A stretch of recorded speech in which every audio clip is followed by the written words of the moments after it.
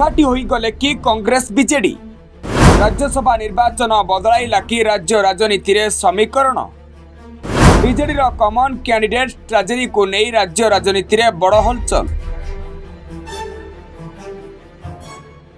राज्यसभा निर्वाचन पाई प्रार्थी घोषणा करिछि बीजेडी।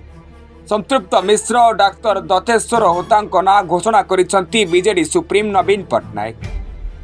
संतृप्त मिश्र को तृतीय प्रार्थी करिछि बीजेडी। 2024 रे कटकरू सांसद पाई लड़ीथिले संतृप्त मिश्र। से बे नवीन को व्यक्तिगत राजनैतिक सचिव अछंती। सेहीपरि चतुर्थ सीट रे कॉमन कैंडिडेट भावरे डाक्टर दतेश्वर होता ना घोषणा करिसेंती नवीन। दतेश्वर को सबु दल समर्थन करंतु नवीन पट्टनायक कहते। तेबे जदि देखिबा संख्या खेल में 4टी आसन बीजेपी 2टी और बीजेडी गोटे जितिबा थय होई सारिथिबा बेले एबे चतुर्थ सीट को नहीं अंक कषा चली। डाक्टर दतेश्वर होता बीजेडी चतुर्थ सीट पाई कॉमन कैंडिडेट घोषणा करने और पीसीसी सभापति तांको समर्थन देवा राज्य राजनीति में नुआ समीकरण चर्चा को खोराक जगाउछि। दतेश्वर को कांग्रेस समर्थन मिलवा परे बीजेपी रु किए ताकू नहीं एबेठारु चर्चा आरंभ हेलानी। विरोधी को काउंटर लगी दतेश्वर भली जड़े अण राजनैतिक प्रार्थी को बाछिब ना दल भितर जड़े किए हेब कॉमन कैंडिडेट।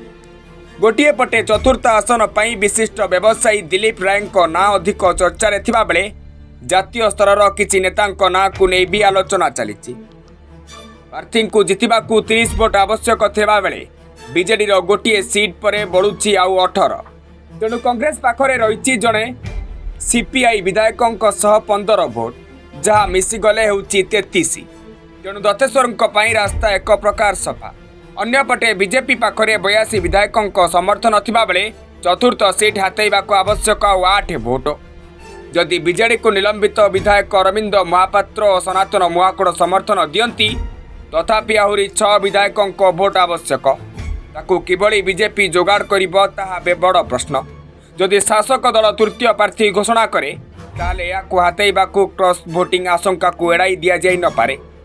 अर्थात राज्यसभा रे पुणी घोड़ा बेपार रिपीट देखा मिलिବ ବୋଲି चर्चा हेउची।